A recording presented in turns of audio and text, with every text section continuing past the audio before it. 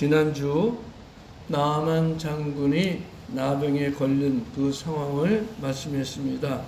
지난주 설교를 요약하면은 나아만 장군은 성공과 실패의 양면성을 가지고 있는데 인간은 누구나 다 양면성을 갖고 있다는 것을 강조한 것입니다. 뭐든지 모든 면에서 다 완벽한 사람은 없습니다.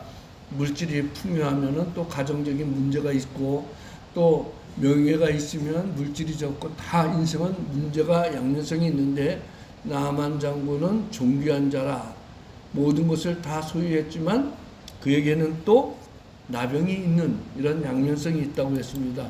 그런 가운데 이스라엘에서 잡혀온 계집종이 그 여주인에게 말하기를 우리 주인이 사마리아에 있는 하나님의 사람에게 찾아가면 분명히 나을 것이다 라는 복음을 전하게 합니다. 그 여주인이 또 나아만 장군에게 그 복음을 전합니다. 절망 중에 찾아온 복음의 소식이었습니다. 오늘은 이어서 이제 나아만 장군이 복음을 받아들이고 어떤 행동을 취했는가, 그리고 그 결과 어떻게 되었는가 상고해 봅니다. 나병이라고 하면은 우리나라뿐만 아니라 세계 모든 나라가 다 나병이 있습니다. 나병균이 발견되기 전까지는 치료 방법이 없었기 때문에 나병이 한번 걸리면은 인간 사회에서 매장당하고 자기 자신의 흉한 몰골 때문에 사람에게 매도당하고 비극적인 삶을 살아야 됐습니다. 우리나라도 일제강점 시대에 나병 환자들을 따로 소록도 섬에 격리시키는 그런 우울한 시대도 있었습니다. 제가 오래전에 이 소록도를 한번 갔었는데 가서 수요 예배를 같이 드린 적이 있었습니다. 그때 거기서는 오후 2시에 수요 예배를 드렸는데 제 동기 영규관 목사하고 둘이 같이 가서 예배를 드렸는데 참 감동적이었습니다. 찬양 인도하는 사람도 없었습니다. 그냥 앞줄에 앉아있는 성가대석에 앉아있는 장로 한 분이 몇 장이요 하면은 그냥 다 따라 부르는데 일부는 성경 찬송이 없는 상태입니다. 그런 상태에서 찬송을 불러요. 무슨 뜻이냐면은 눈이 안 보이는 사람들. 그런데 그 찬송을 다 외워가지고 그냥 다 부르는 거예요. 참 감동받았어요. 또 어떤 분은 이제 손뼉을 치면서 찬송을 하는데 이 손이 없으니까 손목까지 있는데 그 손목 가지고도 이렇게 붙이면서 하나님을 찬양하고, 어떤 사람은 한 손만 있으니까 한 손 가지고 무릎을 치면서 손뼉을 치면서 하나님을 찬양하더라고요. 그래서 저는 나는 온몸이 건강한데 내 찬양이 저분들의 찬양과 같이 하나님을 진심으로 찬양하고 감사하는 찬양인가 하는 내 자신을 돌아보는 그런 계기도 되었습니다. 그런데 그 소록도에 가면은 단종대라는 것이 있습니다. 단종대. 이 소록도의 단종대 보면은 이 단종대가 뭐냐면 강제로 남자들을 정관수술 시키는 그런 장소입니다. 이게 일제시대 때부터 있었던 거니까 70년대까지 우리나라에서 단종수술을 계속했습니다. 근데 시설이 굉장히 형편없죠. 이 나무 위에 올라가면은 위에 있는 나무가 발목을 딱 잡아요. 양쪽 손하고. 그리고 그걸 묶고 나서 옛날에는 마취도 없이 그냥 강제로 수술을 했는데 굉장히 통증이 심했다고 합니다. 거기에 단종대라는 시를 쓴 사람이 있어요. 이동이라는 청년인데 일제시대 때 이 단종을 당하면서 자기가 쓴 시입니다. 그 시의 내용을 보면 이렇습니다. 그 옛날 나의 사춘기에 꿈꾸던 사랑의 꿈은 깨어지고 여기 나의 25세 젊음을 파멸해가는 수술대 위에서 내 청춘을 통곡하며 누웠었노라. 장래 손자를 보겠다는 어머니의 모습, 내 수술대 위에서 가물거린다. 정관을 차단하는 차가운 메스가 내 국부에 닿을 때 모래알처럼 번성하라던 신의 섭리를 역행하는 메스를 보고 지하의 히포크라테스는 오늘도 통곡을 한다. 이 모래알처럼 번성하라던 신의 섭리, 하나님께서 아브라함에게 주신 내 후손이 하늘의 별같이 바닷가의 모래같이 번성하리라 하는 그 말씀을 인용한 걸 봐서는 이 사람이 소록도에서 예수 그리스도를 믿은 것은 분명합니다. 소록도에 들어간 환자들은 100%가 거의 다 예수 그리스도를 믿는 신앙을 갖게 됐다는 것을 제가 지난번에 말씀했습니다. 이 해방 이후에는 약 2년 동안 정관 수술은 이루어지지 않았습니다. 그러다 한국 정부가 1948년도에 정부 수립된 이후 1949년에 이제 부부가 거기에 젊은 사람들도 들어오는데 젊은 남녀가 서로 결혼해서 같이 살겠다고 하면은 반드시 전제 조건이 정관 수술을 해야지 결혼을 허락했습니다. 여성의 경우는 만약 임신했을 경우에는 출산을 할 수 없고 반드시 중절 수술을 받아야 되는데 출산을 원하면은 그 소록도에서 퇴출을 시키는 걸 원칙으로 했습니다. 그렇기 때문에 이 한센시병, 나병이 전염병이지만 유전병은 아니거든요. 그런데 그 당시 정권을 가지고 있는 사람들은 일제시대 때부터 나병이란 그 병을 그냥 끔찍하고 흉측한 병으로만 생각했지 유전이 되는 것은 아닌데 아예 후손까지 차단을 시켜버렸습니다. 인권이 완전히 유린당하고 말건된 거죠. 그래갖고 낙태 수술도 1980년 후반까지 그리고 정관 수술도 1992년까지 공식적으로 했습니다. 그러니까 이 소록도에 있는 나환자들이 1992년이라면 불과 30년 전이잖아요. 그때까지도 강제로 단종 수술을 당했던 것입니다. 그러다가 1992년 지나가지고 이제 진상규명위원회가 조직돼 가지고 한센인 피해자들 540명이 2011년부터 2016년까지 국가를 상대로 손해배상 소송을 해가지고 저는 다 대법원 판결까지 가서 손해배상을 받았습니다. 뭐 적게는 3천만 원부터 6천만 원까지 일부 승소죠. 전액을 다 배상하는 거 아니고 일부만 손해배상을 받았습니다. 이처럼 이 한센씨 병에 걸리면은 인간 이하의 대우를 받아야 됐는데 현대에 와서도 그런데 이전에 고대 시대 때 그때는 얼마나 어려움을 당했겠습니까? 성경에도 나병은 하나님이 내린 형벌이라고 해가지고 성소에 들어갈 수도 없었고 예배도 드릴 수도 없었고 가족하고 격리되고 굴 속에서 살아야 되는 그런 어려움이 있었습니다. 그런데 그러한 병을 아람 나라의 군대 장관 나아만이 걸렸다는 거예요. 세상적으로는 성공했지만 실상 자기 자신에게는 실패한 사람입니다. 대외적으로는 군대 장관으로서 막강한 권력을 누리고 또 많은 재물, 명예 모든 것을 다 갖췄지만 정작 자기 자신에게는 나병으로 인해서 실패한 인생입니다. 그런데 그에게 복음의 소식이 들어온 것은 이스라엘에서 잡혀와서 자기 집에서 종노릇을 하는 여자 어린 계집종이 이스라엘에 가면은 사마리아에 가면 하나님의 사람이 있는데 그에게 가면은 반드시 고쳐줄 것이라 하는 이러한 소식을 들었습니다.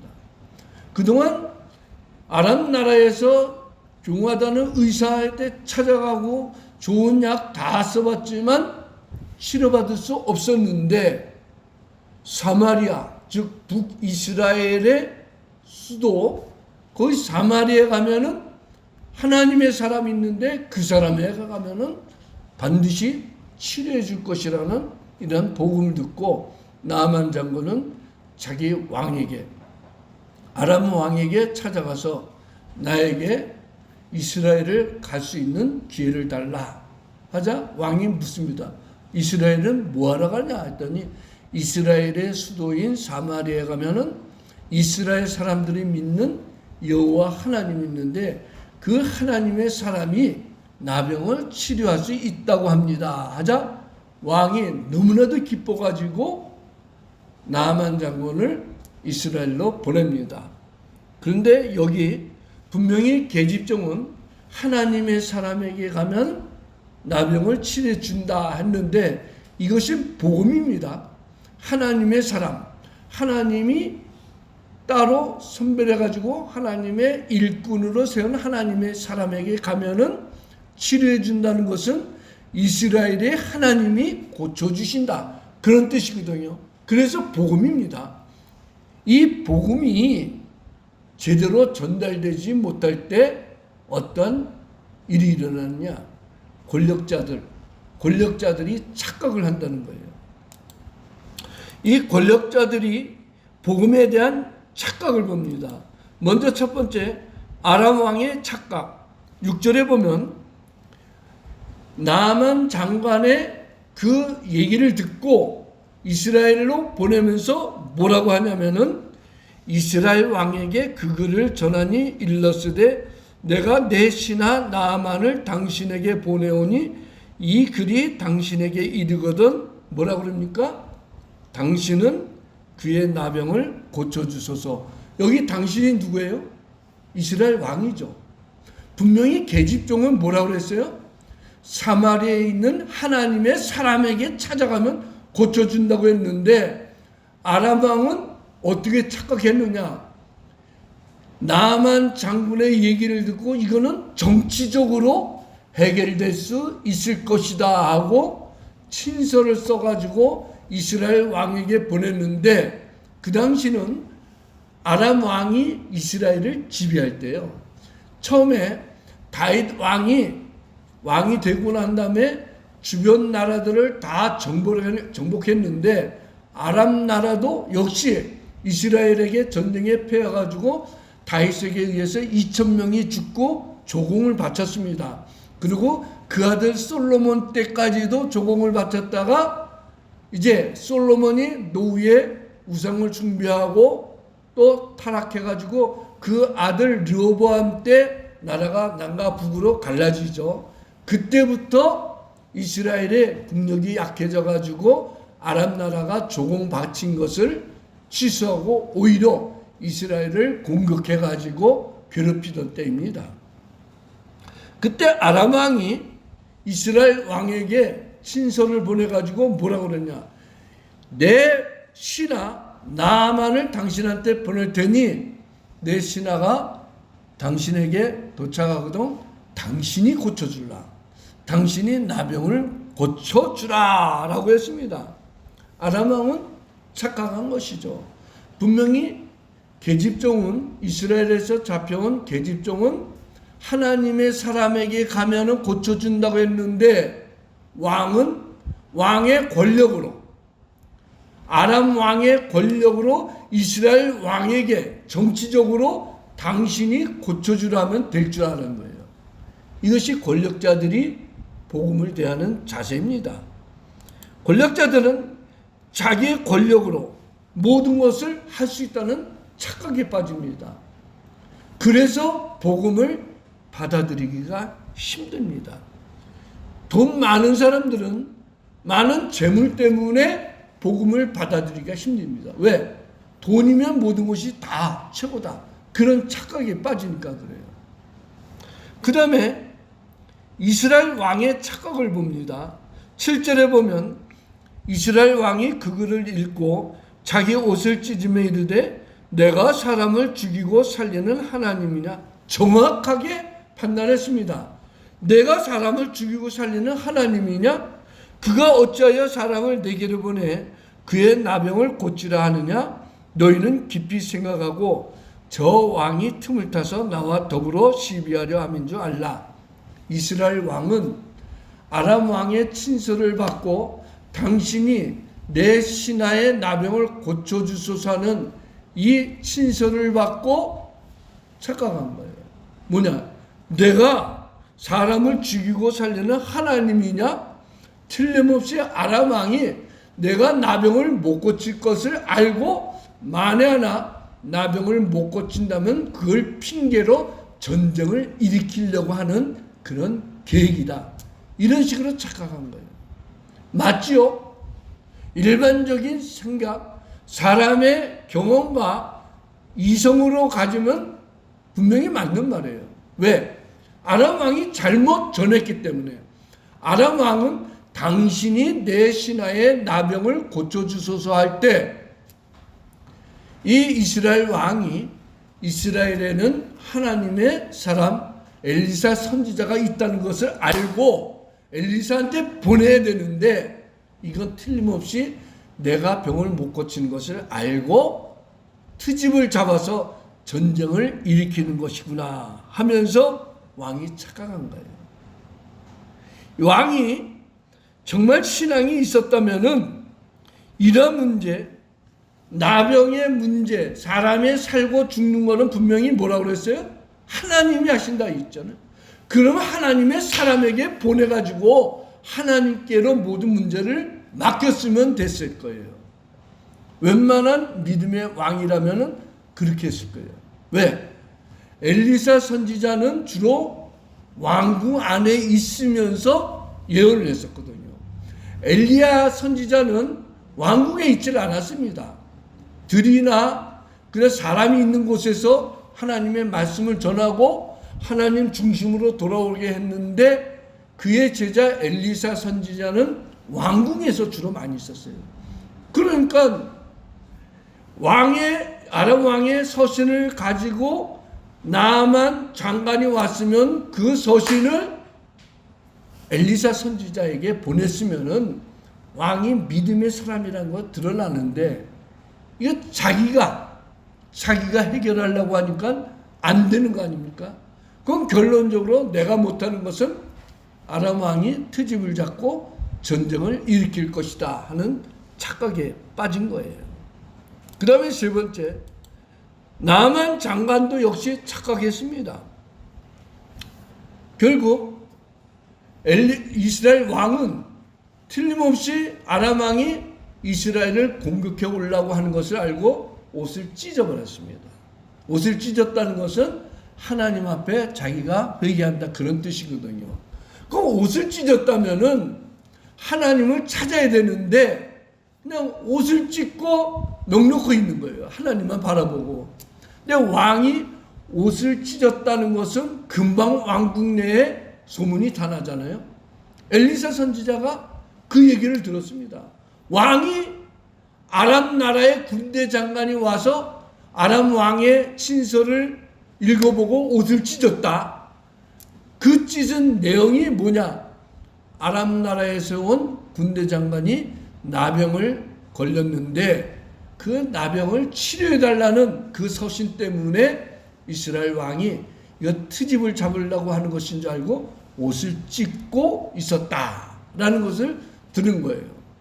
그래서 엘리사 선지자가 자기 종 게하시를 왕에게 보내가지고 왕이요 이스라엘에 하나님의 사람이 없는 것을 왜 생각지도 못했습니까? 그 사람을 나에게 보내소서. 문제가 해결된 거예요. 왕은 너무나도 기뻤겠죠. 이스라엘에 하나님의 사람 엘리사 선지자가 있으니 또 엘리사 선지자가 나병 환자를 자기에게 보내라고 했으면 이거는 해결됐다고 기쁜 마음으로 나아만 장군에게 사마리아에 가면은 바로 하나님의 선지자가 있으니까 그 사람에게 가면은 그 사람이 치료해 줄 수 있다 하고 이제서야 복음이 제대로 전달된 거예요. 그 나만 장군이 보무도 당당하게 큰 말 위에 타고 또 뒤에는 마차를 끌고 호위당 무사들을 거느리고 나만이 엘리사 선지자에게 찾아갔습니다. 그런데 엘리사 선지자가 문 밖에서 영접을 하는 것이 당연한데 왜? 막강한 아수르, 지금으로 말하면 아수르죠. 시리아. 그 당시는 아람 또는 아수르라고 했습니다. 아수르가 세계를 막 지배하기 시작한 막강한 군사력을 가지고 세력을 확장할 그런 때입니다. 그런 아람 나라의 군대 장관이 자기한테 찾아오면은 적어도 문을 열고 문 밖에 나가서 영접할 줄 알았던 거예요.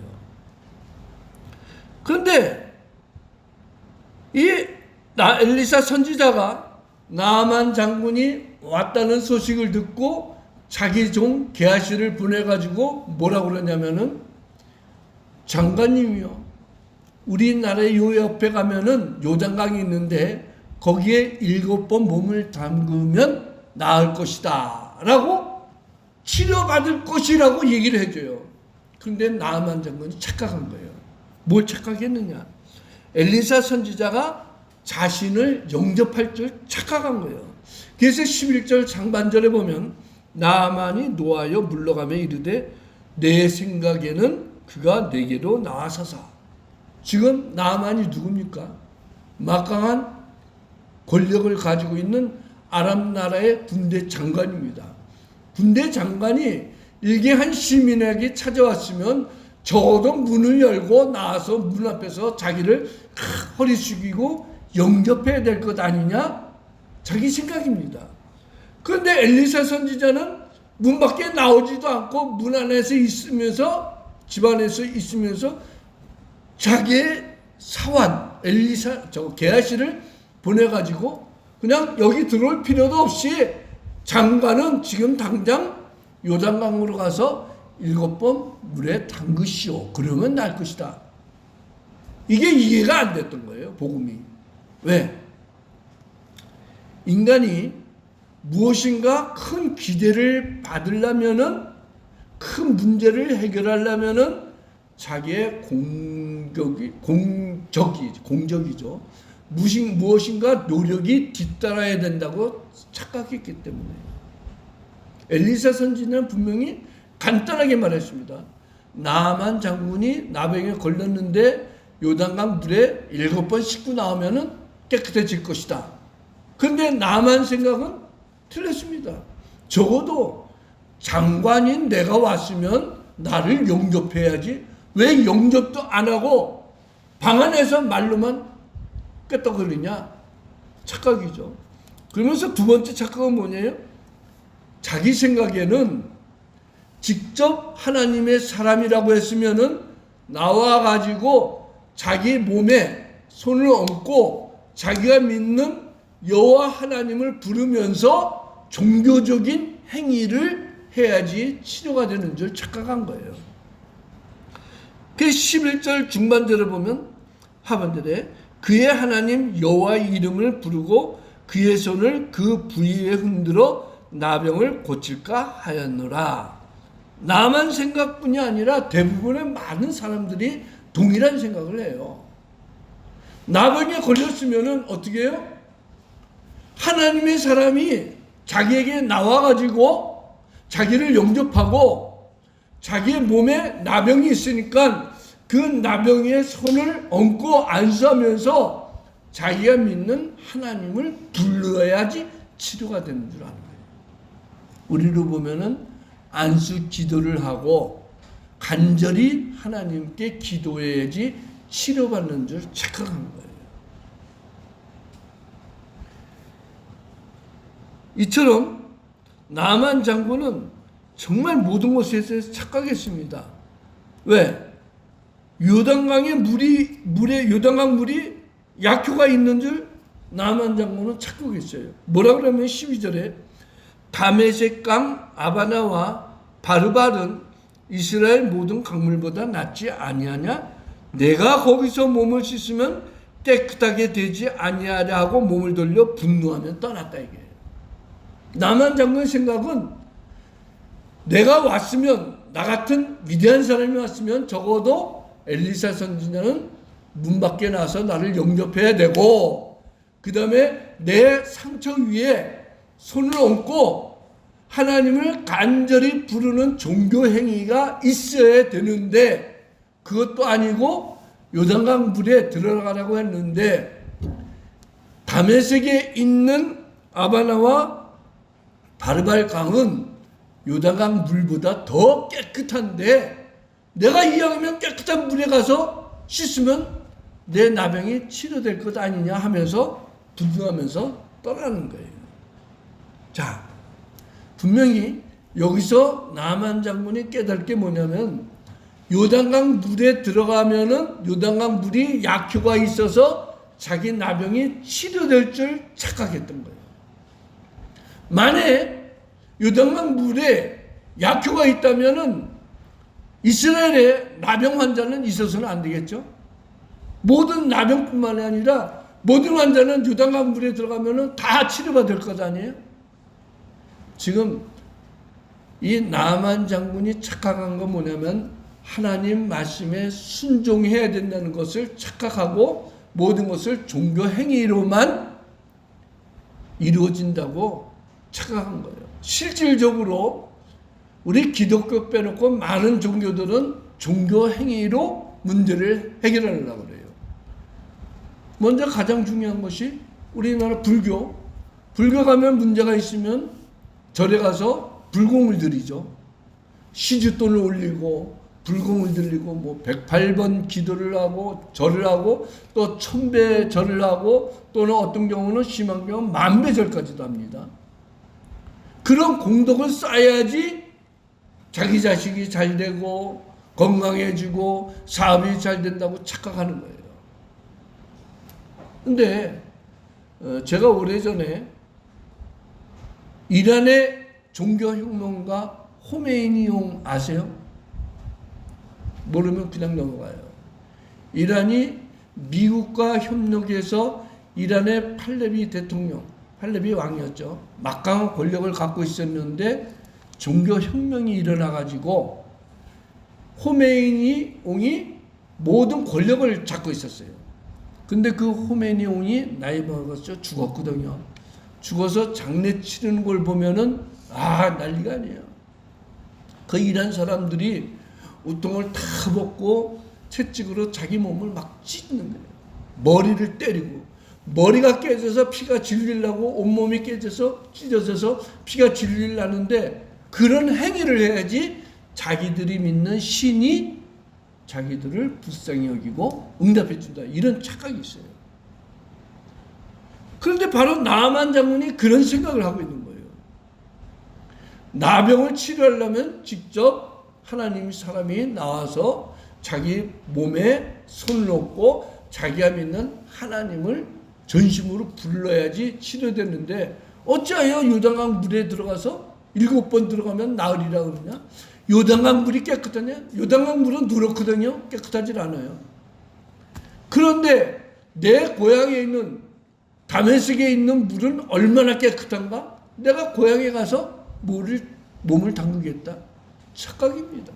물이 치료해 주는 것이 아니고 하나님의 말씀을 믿을 때 하나님이 고쳐준다는 것을, 복음을 착각한 거예요. 마지막 나만 장군의 순종과 회복, 13절에서 14절 우리 한번 다 같이 읽어봅니다. 시작. 그의 종들이 나와서 말하여 이르되, 내 아버지여, 선지자가 당신에게 큰 일을 행하라 말하였다면 행하지 아니하였으리까? 하물며 당신에게 이르기를 씻어 깨끗하게 하라 함이리까? 하니 나만이 이에 내려가서 하나님의 사람의 말대로 요단강에 7번 몸을 잠그니 그의 살이 어린아이 살같이 회복되어 깨끗하게 되었더라. 나만 장군에게 하나님이 주신 축복이, 첫째는 뭐예요? 계집종이 복음을 전하는 것. 사마리아에 가면 하나님의 사람이 있는데 그에게 가면 고쳐줄 것이다. 두 번째 복음은 뭐예요? 나만 장군의 종들이 한 말이에요. 뭐라 그러냐면 내 아버지요, 엘리사 선지자가 당신에게 큰 일을 행하라 했다면 이 큰 일이라는 것은 뭐예요? 종교적인 행위. 예를 들어서 제단을 쌓고 제물을 드리고 일천번제를 드리든지 이런 큰 일을 요구했으면 듣지 않았겠느냐? 사람의 종교심이라는 거예요. 종교심은 무슨 종교 행위를 해야만 자기에게 응답이 되는 줄 아는데 분명히 뭐라고 그랬어요? 당신에게 이르기를 씻어 깨끗하게 하라. 씻어 깨끗하게 하라면 그대로 되는 것 아닙니까? 사람들이 너무 쉬우면은 그것을 인정하지 않는다는 거예요. 우리 기독교 복음이 뭐예요? 굉장히 쉽죠? 어떻게 하면 구원을 받아요? 예수 그리스도를 믿으면 구원받는 거예요. 돈을 내서 제물을 드리거나 자기가 죄를 보냈으면 죄값을 교회에 헌금을 하거나 그래서 구원받는 것이 아니라는 거예요. 그 사람들이 착각하는 것이 내가 이렇게 죄를 졌는데 이 큰 죄를 어떻게 용서받느냐? 어떻게 용서받기냐? 이미 하나님이 그 아들 예수 그리스도를 속죄의 제물로 바쳤으니까 그걸 믿기만 하면 된다는 거예요. 그래서 로마서는 뭐래요? 사람이 마음으로 믿어 의에 이르고 입으로 시인하여 구원을 받느니라. 마음으로 믿으면 된다는 거예요. 마음으로 믿었다는 것은 입으로 시인이 돼야 된다는 거죠. 나만 장군이 이제 뒤늦게 요단강 물에 7번 들어가서 씻으면 나으리라 했으니까 종의 말대로 해보자는 거예요. 7번 들어갔습니다. 처음에 들어가서 몸 씻고 나왔을 때 조금 치료되는 거예요? 아니죠. 두 번째 들어갔을 때 조금 더, 세 번, 6번째 들어갔어도 나병은 여전히 그대로 있었습니다. 왜? 하나님의 말씀은 7번 들어가라고 했죠. 그리고 7번 들어가고 나오니까 그제서야 나병이 싹 없어진 거예요. 이것은 무엇을 뜻해요? 하나님의 말씀은 부분적인 순종이 아니라 100% 순종을 해야지 나에게 큰 기적이 나타난다는 거예요. 하나님의 말씀은 우리 인간의 경험과 달라가지고 인간의 방법대로 해서 되는 것이 아니라 하나님의 말씀에 온전히 순종해야 된다는 거예요. 그렇기 때문에 우리가 하나님의 기적을 체험하려면은 온전히 하나님 말씀을 믿어야 되는 거예요. 여기서 깨달을 건 뭐예요? 요단강 물이 치료의 효과가 있는 것이 아니라는 거예요.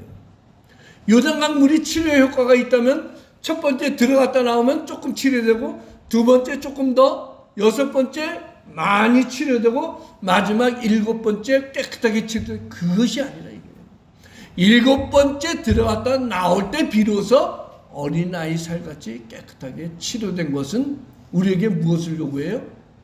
하나님의 말씀은 100% 순종해야 된다는 거예요. 부분적인 순종이 아니라 100% 순종할 때 하나님께서 기적을 나타내 주는 거죠. 성도 여러분, 하나님의 말씀은 지금도 우리에게 동일하게 역사합니다. 내가 반드시 너를 복주고 복주며 너를 번성케 하고 번성케 하리라 했더니 아브라함이 뭐라 그래요? 저가 이같이 오래 참아 약속을 받았느니라. 내가 기도하고 내 방법으로 하나님께서 응답해 주소서 하는 그런 기도는 응답이 되는 것이 아니에요. 하나님이 축복을 약속했어도 이루어질 때까지 포기하지 않고 참고 인내해야 된다는 거예요. 그리할 때 하나님께서 여러분의 모든 소원을 이루어줄 줄 확실히 믿습니다.